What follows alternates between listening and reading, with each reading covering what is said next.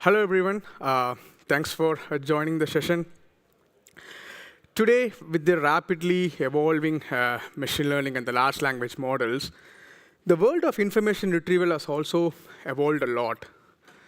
So you can see that a lot of search engines trying to apply machine learning techniques to understand the users better and put machine learning at every component of the search lifecycle to improve the results. Today, we're going to talk about such different machine learning techniques that you could integrate with OpenSearch, and also how to integrate with OpenSearch and give your users a next-gen search experience. Myself, Praveen Mohan Prasad, I work as a senior technical account manager with AWS, and I had a co-speaker who couldn't turn up in the last minute, Hajar Bofef. OK, so when I say product search lifecycle, this is going to be the high-level components. Say first you process your documents and ingest them into a search store, and then when online, when a user renders a query, the first phase is going to be query understanding phase, where you try to understand your user intention. And based upon the understanding, the next component is going to be the query rewriting. Here is where the query is rewritten, applying filters to better understand the users. And finally, the rewritten query hits the search engine, and that's where you retrieve the documents. And these retrieved documents may undergo a re-ranking phase, basically to get the top results, top relevant results, and send it back to the user. And today, let's see how machine learning can be integrated at each of these components, and how, especially in context of OpenSearch.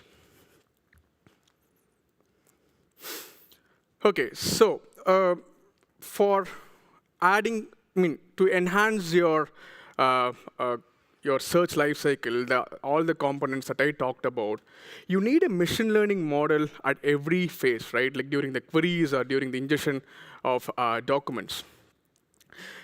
Traditionally, what you would do is like, say, you do most of your machine learning transformations on your client side. Say you take your documents, if you want to convert them into vectors, you transform them into vectors talking to your machine learning model. And likewise, for your query, you do that conversion on your client side, and then ingest the vectors or any machine learning transform documents and queries hit to OpenSearch. But OpenSearch came up with the concept called ML connectors, where you don't have to do all these machine learning transformations on the client side, but you can just tell OpenSearch what's your model, where is your model sitting, is it self-hosted, or is it from a remote provider like OpenAI or Bedrock? You just say those model configurations in form of a feature called ML connector. Once you create an ML connector, you can register the model and you get a model ID. So that model ID is going to be the unique identifier of your model that OpenSearch will use within the cluster itself when you send the documents and queries. Say like when you are ingesting your documents for vector search, okay? So these documents will be automatically converted into vectors through something called ingest pipelines. So these ingest pipelines will take your documents, use different processors based upon your use case, talk to the right machine learning models, convert them into vectors, and then index into OpenSearch.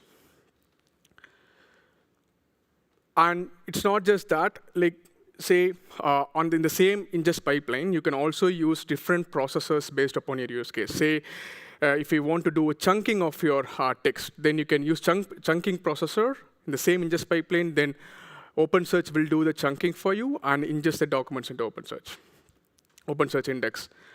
Similarly, on the search side, you create something called search pipelines, and these pipelines will do all the machine learning transformations required for a query. For example, if you want to augment your query with the large language model, expand your query with talking to a sparse encoding model, all this is done as a part of this search pipeline, where that particular inference processor will talk to the machine learning model, do the transformation, and hit the OpenSearch. This makes your application totally lightweight, and you push the heavy lifting to OpenSearch. And here is the QR code where, which would take you to the link of supported connectors. Say when you have a model or a provider which you don't see a support in this list of connectors, then feel free to raise a request. Our OpenSearch team is actively adding ML connectors and new providers. OK, so first, let's talk about the first component on the search lifecycle, right? So which is processing and ingestion, document processing and ingestion. Your RAG or your search use case is only as good as your data. It means that data processing before ingesting your documents into OpenSearch is a core component. Let's take a multimodal RAG use case. You have your multimodal PDF documents or multimodal PowerPoints where you can use some multimodal parsers such as Aaron's Dog Parse or Llama Parse. You also have few other providers in the market which can extract the multimodal insights from your PDFs and ingest into OpenSearch. These, for example, Aaron's Dog Parse and Llama Parse has direct integrations with OpenSearch. So when you use them, automatically it can parse your documents and ingest your documents into OpenSearch.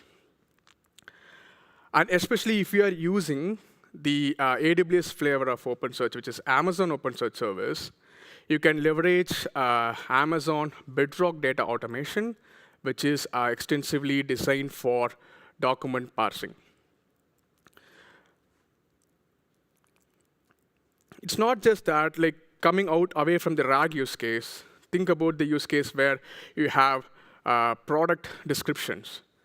Say if you want to augment your product descriptions or the product images, say using a named entity recognition model or Amazon Comprehend, which can extract those entities. And also, you can use any large language models from Amazon Bedrock. Say if you want to caption an image and then store the caption as a part of your index, you can use the respective services or custom large language models. And these will do the document augmentation and store it into OpenSearch directly. And here you're going to use the ML inference processor as a part of that ingest pipelines to do this in automated fashion. OK, so next component, coming to the query. So when the user renders the query understanding and the query rewriting becomes the core components here, right? So you somehow want to understand what your user is looking to search for. And one of the techniques is extracting filters on the fly. So traditionally, what you would do to narrow down the results based upon metadata filters, right? So you will build a search application, and you will have these facet filters where you will be asking users to put the filter, say color as black or price as something using a slider, and so on. But what if you can capture the filters without the user necessarily using the facet filters? For example, I tried this with the Amazon.com website. I just went inside. I tried brown leather shoes for men under $50. You see there is a lot of filters here. Brown is as in color, leather as in material of the shoes, and there is a gender affinity here, and also the price is under 50, right? So what if I'm a lazy user and I'm just putting this natural language query into the search box without using the facet filters? And as I saw the results from Amazon.com site, yeah, it gave me good relevant results. And the surprise thing was that I went into the product description, and I was able to see all my filters that was hidden in the query are mapped to the respective metadata fields.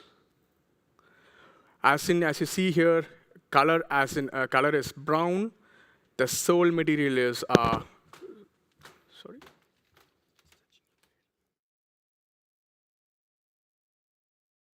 Thank you. Yeah. So as you see here, the price was automatically mapped to the price metadata field.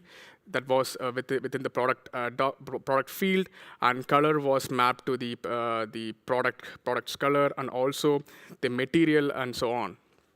So if Amazon.com can learn your filters on the fly, like, yeah, you can also do this for your application, and that's where you can leverage the large language models to do this. So we experimented with this particular use case last year, where how to extract filters on the fly. Say for the same brown leather shoes for men under $50, we used a large language model, gave it some few short examples telling it, okay, this is going to be my categories, this is the query, pick the filters, and map it to the respective fields. And as you see here, we were able to rewrite the original query into an OpenSearch query DSL with all the filters mapped in.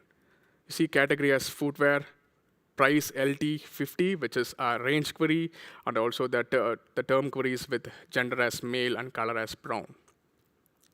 And you can do this on the fly using ML inference processor, where your ML inference processor in the search pipeline will take this query, talk to the large language model, get the output, and rewritten the structured query.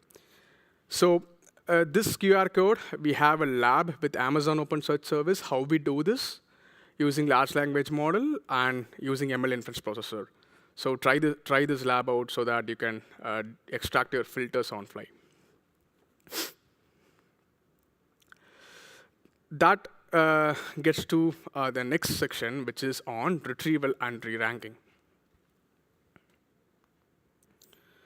OK, so on the retrieval side, OpenSearch has different machine learning search types. Broadly, sparse retrieval and dense retrieval are the two categories in the world of information retrieval. And under sparse retrieval, with OpenSearch, we have lexical search and neural sparse search. And under dense retrieval, we have vector search and multimodal search. And finally, the hybrid search, which is going to be a combination of multiple search worlds. We'll go into this every search type and see what would be the use case that fits in. So vector search, one of the important advantages in vector search is that, like, since you are converting your documents and queries into this big list of floating point numbers called vector embeddings, these models are also capable of encoding any multimodal element, meaning you can encode your images, audio, video, etc. into vectors and use them for information retrieval.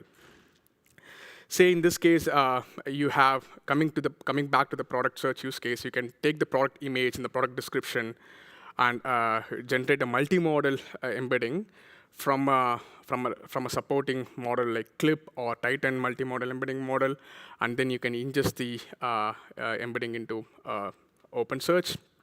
And on the query side, again, you can use a multimodal query, something like, okay, this is the image of a shoe. I want similar shoes looking like the same image that I'm providing.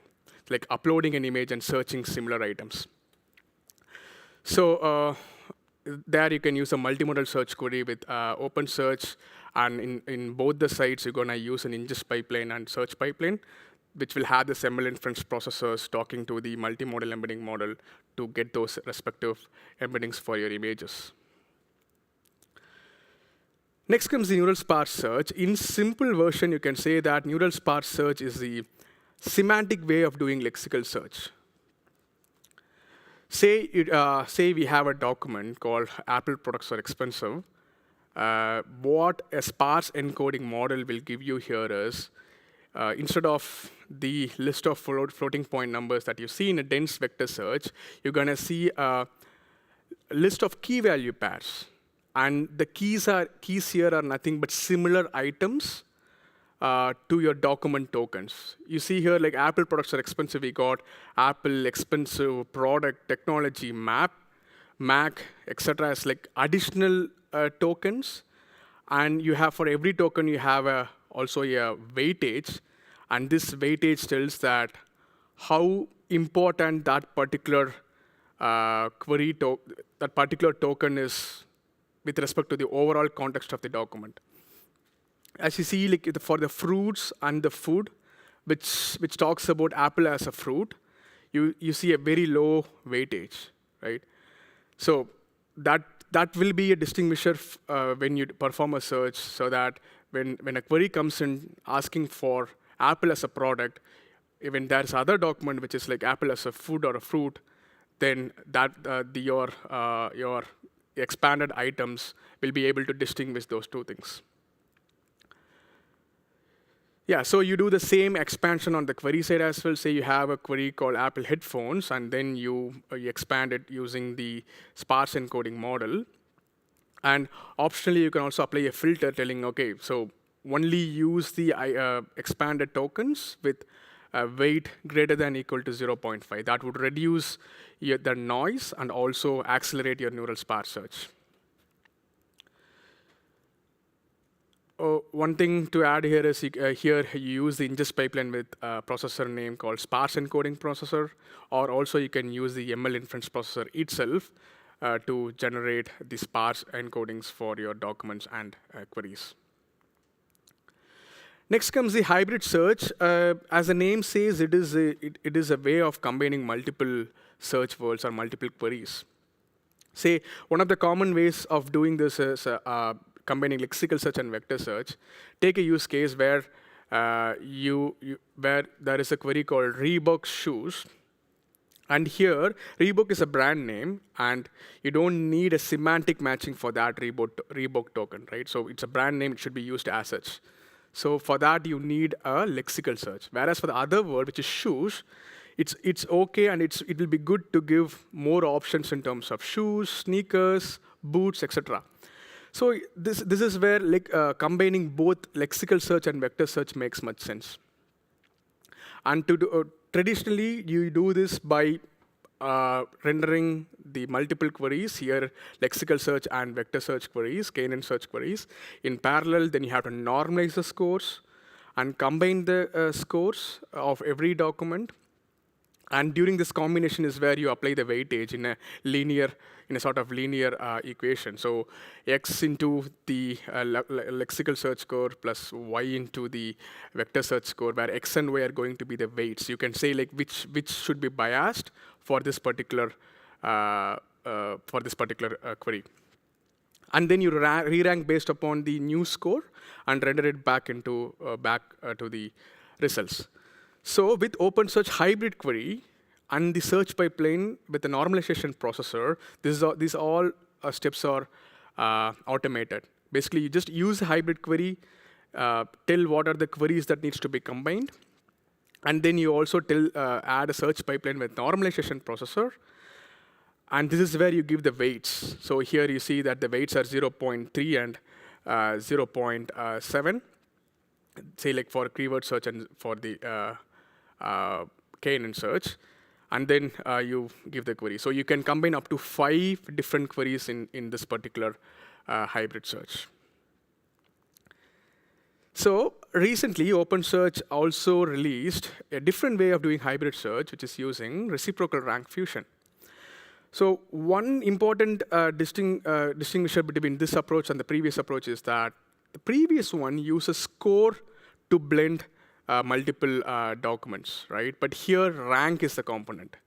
That's a position of the document in every query result. This is more suitable for dynamically changing data and also resistant to outliers. When I say resistant to outliers, say like you are trying to combine 5 different queries, and say one document is like highly ranked in one of the retriever only, and it's like very low ranked in all the other queries, then this rank-based blending will make sure that particular document is not reasonably getting a very high score in the final result. So it can handle that outliers, which is little challenging in the previous approach. Yeah, for this you will be using search pipeline with score ranker processor, and the combination technique is RRF. So completing the retrieval part, now we are talking about the re-ranking that you do after retrieving the documents. Like from any of the search, you retrieve the documents, and then you're going to do an external re-ranking. So when you talk about re-ranking, there are 2 popular ways. One is using cross-encoder models, and the other one using learning to rank models. So, how you do this traditionally is like you retrieve the documents and then you pass your document and the query to the model, and then you get a new score. And based upon the new score, you reorder the documents and send the final order out. With the re-rank processor in the search pipeline of OpenSearch, you can, again, automate this. So basically, you tell where is your cross-encoder model or the learning to rank model, and you use the query with the re-rank after the query. It's like more going to be a two-phase, retrieve and the re-rank in the same query. And then the re-ranking is done automatically, the reordering is done automatically, and then you get back the results. Okay, so we talked about retrieval types and also the re-ranking. So one of the questions would be like, okay, so how do I understand that the technique that I have, the method that I chose, is working for my customers or not? So that's where you should be able to capture your user signals from your search application and send them as feedback, or like send them as use them as judgments to train models and put them in your retrieval and the re-ranking pipeline.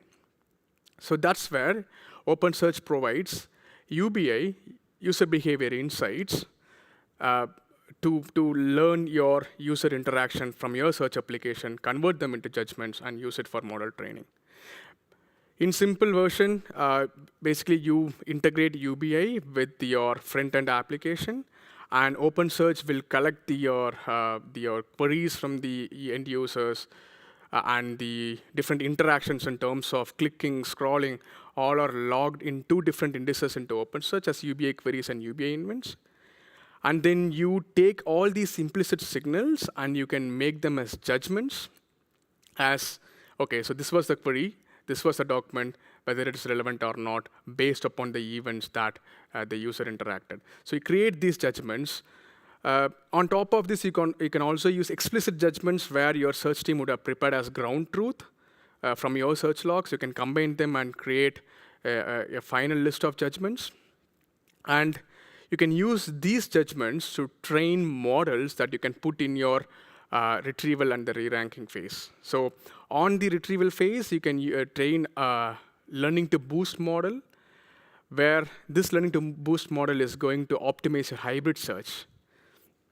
Basically, hybrid search, if you remember, it's going to be X into query 1, Y into query 2, Z into query 3, and so on, right? So that X boosting can be given by this learning to boost model. So you dynamically decide what combination of queries is going to be best for the particular query. So there is an excellent blog from one of our OpenSearch contributor, Daniel, who studied this process of learning to boost model and putting the weights into the hybrid query online. Say for Reebok shoes, it would be more biased for keyword search. Like this automatically gives the weights for you. And on the ranking side, you can train with those judgments. You can train Amazon Personalize or learning to rank model and put this in the re-ranking pipeline and rescore the results like on the fly and give it back to the user. So this would complete the entire cycle, right? So right from the document processing and then query understanding, third the retrieval, and finally, how do you improve your retrieval and re-ranking with the UBI? So that completes the whole cycle of search. So now let's take a different angle like of agentic RAG. So when we talk about RAG, right? So the first thing that strikes to us is, yeah, RAG is all about doing question answering on unstructured data, say PDFs, or on your you have a corpus of unstructured data sitting in your S3. You can put a RAG system on top of it and do a QA with it. How can RAG be used for product search? Let's see with an example. Okay, so you go into a search e-commerce search store, and then you ask, hey, get me some outfits that would be great to wear for my Indian friend's wedding. And if the search engine is able to understand this query, It is giving the results like a red sherwani and a kurta pajama set, and also it asks a follow-up question. Have a look at the entire search here, right? So first of all, it is in a very natural language. The query is in a natural language way. It's not like an actual query that you put in an e-commerce store, right? And number two is like the results not just gives a product description, it also adds a recommendation to it. A red sherwani coat with gold embroidery, that's the product description. But it also adds, that's a classic Indian ethnic outfit suitable for weddings. Likewise for the second one. So you can see that how the large language model is augmenting the response and giving a sort of recommendation for the end users. And not just that, the last piece, you can see that it's asking a follow-up question. Would you like me to provide any styling tips or accessory recommendations to go with these outfits? What if then I think, okay, let me ask for some jewelry, Indian jewelry, right? So this basically gives a next-gen product search experience for your users when you apply a RAG over product search. Okay, so now, RAG for product search makes sense. So why agent here? Let's understand what is an agent. An agent, in very simple words, like it's a pretty basic, a large language model, and given a task and a role, it's gonna solve that task. The big distinguisher here from a large language model without an agent is how it solves a task. These are the three important components that an AI agent has. First, it has a list of tools to use. And number two is the memory that it can look up to understand what was the previous set of ask and the answers that was delivered to the user. And finally, the planning phase. So the planning phase is quite critical here because the planning is where the agent thinks and chooses the right tool based upon the situation. So you have the list of tools, you also have the contextual memory to look upon whenever needed, but how to do that? So that's where agents use a framework called react, reason, and act, where it thinks for a question, chooses the right tool, which is act, then based upon the action's output, the tool's output, it's gonna observe, validate, evaluate the result, whether it is like fitting to the question, and then it's gonna throw it to the user. If it finds it's not fitting to the question, then it's gonna reiterate the process, selecting a different tool or looking up the memory, if there is any relevance in the memory, and then it gets back to the user, which is not possible with the basic large language model without an agent. So there are a lot of agent frameworks that you can use for your product search. Even OpenSearch agents has a pretty good agentic framework that you can use on top of your different searches. But there are also many more in the market, including Bedrock agents. So why agent is for RAG? Why do you need an agent for RAG? So without an agent for RAG, this is how your application looks, right? With the RAG application, a query, the RAG, and the response, where RAG is nothing but the retriever component and the large language model. So here it's going to be more like a single shot and linear, meaning the large language model is going to be used only once, and the path is pretty straightforward, going in one direction. There is not big query understanding and planning because it's just going to retrieve something and then augment it and then throw it to the user. And there is no self-reflection. That's a very important step. Here, the large language model does not evaluate the response at every step unless you voluntarily add another wrapper to evaluate. So in a naive RAG, it's going to be just without much validation and evaluation, it is just going to throw the response. So there is no self-reflection, no error correction, and there is no retrace. So having an agent for your RAG, you get all those boxes checked. So you get great query understanding, you get self-reflection, evaluation at every point of the query, and then you also get to choose a dynamic retrieval type. And this is all done by the tools that you give for the agent. In the context of product search, these could be the possible tools that you can think of. Say like a tool to rewrite the query, a tool to generate any images in case if you want to augment the queries, and choose the right retriever. We talked about different search types, right? Neural sparse search, multimodal search, lexical search, and so on. When to choose which search, that can be also decided by the agent, and also evaluate the response being a judge. Okay, so based upon these concepts, we built an agentic shopping assistant with OpenSearch, having a product catalog in OpenSearch index, and using Amazon Bedrock Agent as a agentic framework. So basically here, the application the search application uses Bedrock Agent as a framework, gets the question, choose the right action from its action group, the tools that I told you. And here, every action is going to be a sort of Lambda function. So based upon the right action, it chooses the right Lambda function, and that Lambda function, say, could have like talk to an OpenSearch, do a multimodal search, or talk to Titan image generation model, another large language model to augment your queries and so on. So Lambda function is going to be a different actions that the agent will leverage. In addition to this, it also has the internal memory to store what's happening in the conversation.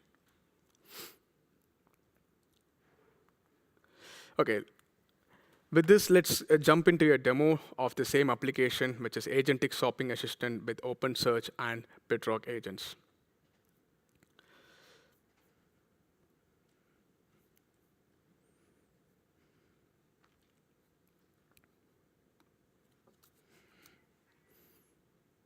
Okay.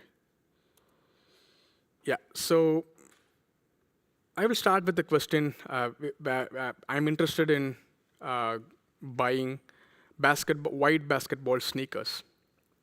Let me zoom in a bit. Yeah. Hey, get me white basketball sneakers. Okay, so I got two shoes from my product index. And it also asked me additional question, would you like to see any other styles or colors of basketball sneakers, which is okay. And then looking at the agent traces, you can see the agent has used an action called get relevant items for text. This is nothing but a Lambda function here.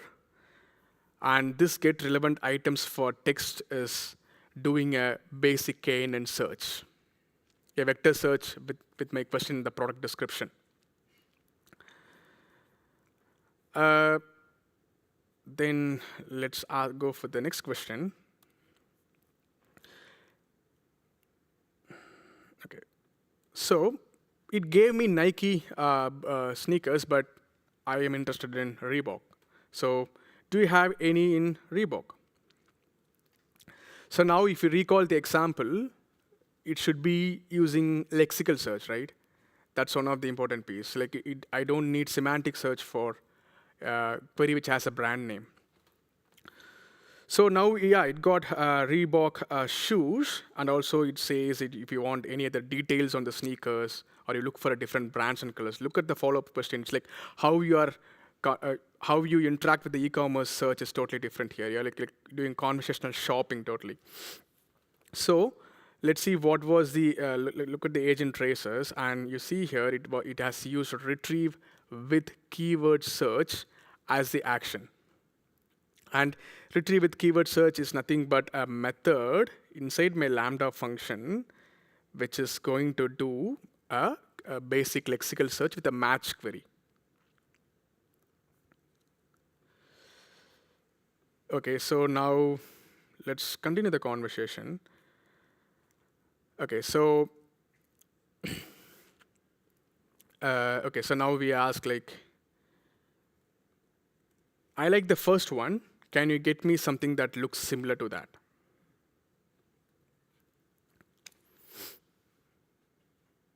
So now if you think about the search type that it wants to use, it should be using multimodal search, right? Look at the question I'm asking. I like the first one, so you should first of all look up into the memory what is the first one, and then it should also do a multimodal search because I'm asking that looks similar to that. That's an indication for that, so it should use a multimodal search. Okay, so I got something similar to the Reebok sheet. Still the brand is Reebok, which is good. And also, let's look at the agent traces. Oh, yeah, as you can see here, it has used generate images. Basically, what it had done is it first generated a new image, which looks similar to the first shoe, and used that image for a multimodal search. This should have been because maybe just using the image of the first shoe itself, it would have been got a result which was not that good to show it to the user. So it's trying to augment the query with an image and use that image for the multimodal search. So it thinks, iterates, and uses a different tool here. So generate images is like just generating an image using a VLM, vision language model. Okay, so, but as you see here, this one is Reebok, but I asked for initially, it should have memorized that particular thing of white color, but now it has shown me a black Reebok shoe. So let me say, okay, but this one is black. Let's see how it takes that situation.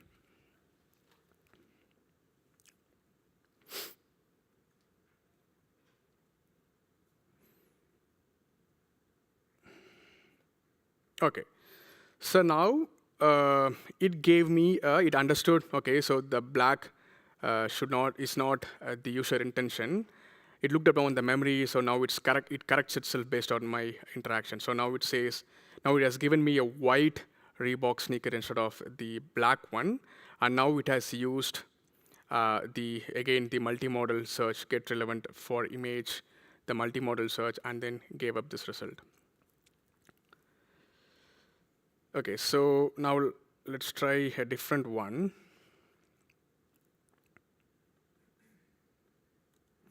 I say that, nice, I like the second one, but what kind of tees would go best with it? I just want to see what outfit would be even better to wear as a t-shirt in combination with this particular sneaker.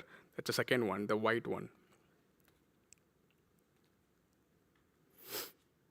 So one of the important thing here is that now, for this particular question, there is no retrieval required, right? So basically, here, I don't want it to retrieve, I just want it to recommend me, in general, what would be the best looking t-shirt that would go with this particular shoe, the second one, right? So that's where like it doesn't retrieve anything now, it's just giving me some options, just like generating and being a fashion recommender. It says like generating some recommendations based upon that second shoe. It takes an image and then generates a response, what would be the best thing for that. And you can verify that it just uses get any general recommendation without doing any retriever because it's just using generation phase, no retriever involved here. So finally, I just want to see what is the reviews for that particular second shoe. So I'm asking, I like the idea on plain t-shirts, but okay, so show me the reviews for the second shoe that I liked. So it has to look up its memory. And also I wanted to give me any negative reviews that I should be concerned before buying. So basically here, it has to look up the product and see what is the particular field on reviews and summarize it for me, right? Yeah, so it's telling that, okay, there are 13 customer reviews, the ratings is 4.5 out of 5 stars, and it says there is a negative feedback, but since it's like over 8,000 reviews, it's got 4.5 rating, that's okay. So it is just also recommending something, so it summarizes everything. I don't have to do that manually.